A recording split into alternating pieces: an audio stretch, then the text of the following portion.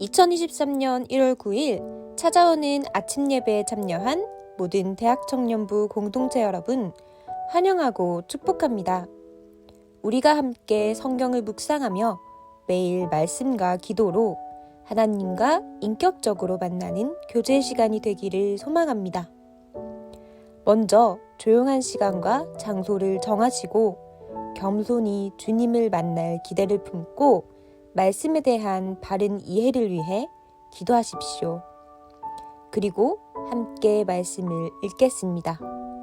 오늘 하나님께서 우리에게 주신 말씀은 민수기 5장 11절에서 31절 말씀입니다.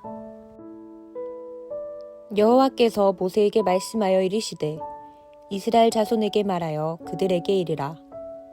만일 어떤 사람의 아내가 탈선하여 남편에게 시니를 저버렸고 한 남자가 그 여자와 동침하였으나 그의 남편의 눈에 숨겨 드러나지 아니하였고 그 여자의 더러워진 일에 증인도 없고 그가 잡히지도 아니하였어도 그 남편이 의심이 생겨 그 아내를 의심하였는데 그 아내가 더럽혀졌거나 또는 그 남편이 의심이 생겨 그 아내를 의심하였으나 그 아내가 더럽혀지지 아니하였든지 그의 아내를 데리고 제사장에게로 가서 그를 위하여 보리가루 10분의 1 에바를 헌물로 드리되 그것에 기름도 붓지 말고 유향도 두지 말라.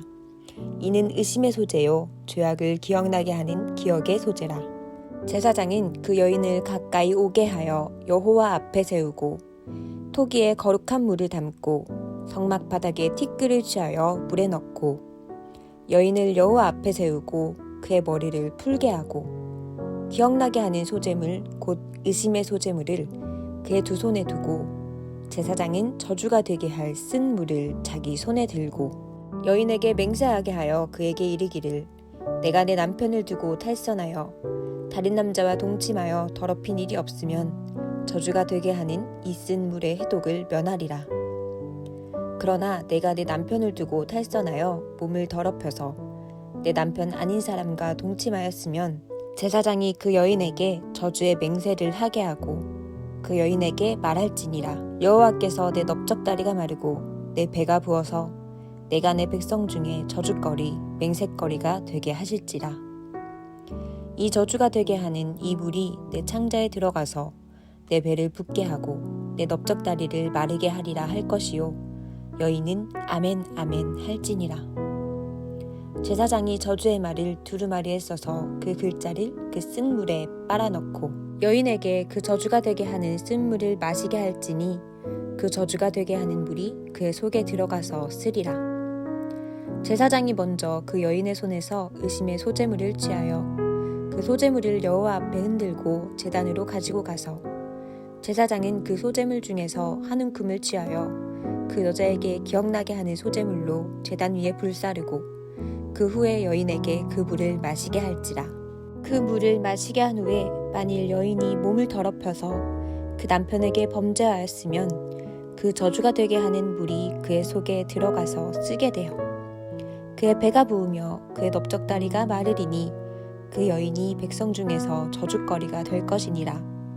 그러나 여인이 더럽힌 일이 없고 정결하면 해를 받지 않고 임신하리라.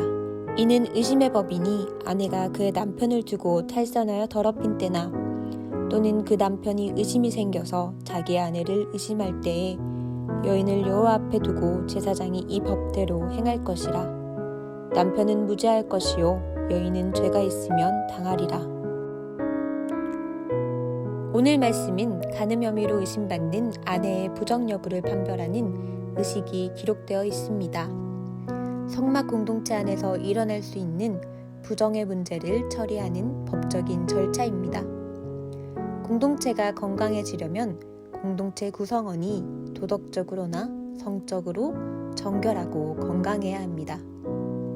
공동체를 병들게 하는 가장 큰 문제가 바로 부정입니다. 다른 부정과는 달리 성적인 부정은 겉으로 드러나지 않습니다. 그래서 위험하며 그만큼 처리하기도 어렵습니다. 오늘 말씀은 이스라엘 공동체의 정결과 질서를 지키기 위한 장치입니다. 오늘날은 성적 순결이 미덕으로 꼽히지 않는 세태를 맞았습니다. 성이 더 이상 사회적 윤리가 아닌 개인의 선택과 취향의 문제로 귀결되었습니다. 간통 또한 윤리적 비난의 대상은 될지언정 법적 처벌에서 제외되었습니다. 성적 자유를 외치는 시대에 그리스도인들은 성에 대한 어떤 자세를 취해야 하는가 함께 고민해 볼 수 있기를 소망합니다. 오늘 말씀은 의심을 거두게 하는 장치입니다. 어떤 사람의 아내가 남편에 대한 신의를 저버렸다고 의심되는 경우 남편은 아내를 데리고 제사장에게 가서 소제를 드린 후 검증 절차를 밟을 수 있습니다. 서로 의심하며 부부관계를 지속할 수는 없기 때문입니다. 의심스러우면 서로 묻고 정직히 답하며 주 앞에 신의를 지켜야 합니다. 또 공동체를 지키는 장치입니다. 제사장이 저주가 되게 할 쓴 물을 담고 저주문을 낭독하면 여인은 아멘으로 답합니다. 그 후 저주문의 글자 헹군물을 마십니다. 결과를 확인한 모든 사람은 의심을 해소하고 공동체의 일원으로 받아들이게 됩니다. 개인의 성적 문제는 공동체에 큰 영향을 미칩니다. 사적인 문제로 치부될 수 없었습니다. 마지막으로 여성을 보호하는 장치입니다. 물을 마신 여성이 부정을 저질렀으면 해를 받고 결백하면 아무 일도 없을 것입니다.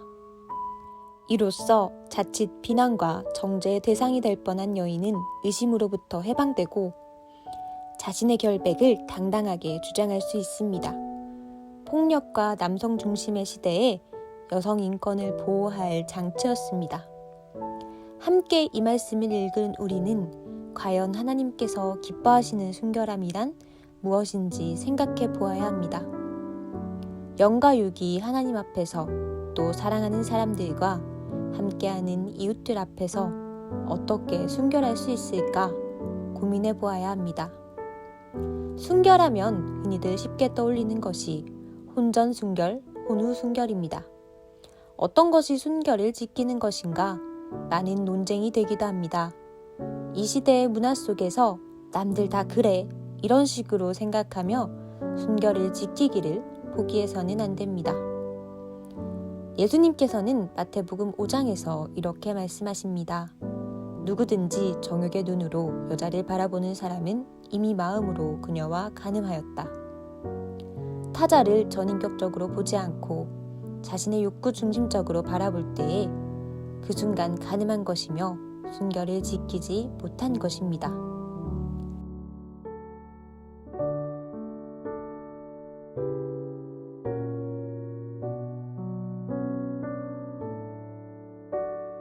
혼전순결, 혼후순결이 문제가 아닌 타자를 전인격적으로 바라보냐, 그렇지 못하느냐의 문제입니다. 순결은 육체적인 것뿐만 아니라 전인격적인 순결을 지켜야 합니다. 그러나 그 어떤 순결이라도 못 지켰다는 생각이 들더라도 낙심하지 말고 포기하지 말고 죄책감에 빠지지 말고 모든 걸 품어주시는 주님 앞으로 나와 진심으로 용서를 구하며 예수 그리스도의 사랑 안에서 다시 새로운 순결을 이루어 가야 합니다. 오늘 하루를 보내시며 이스라엘의 숨겨진 부정까지 찾아내 거룩하길 원하셨던 하나님의 마음을 생각하시며 내 삶의 부정은 무엇인지 순결함과 거룩함을 이루어가기 위해 어떠한 노력을 할 수 있는지 고민하며 결단하는 하루가 되기를 축복합니다.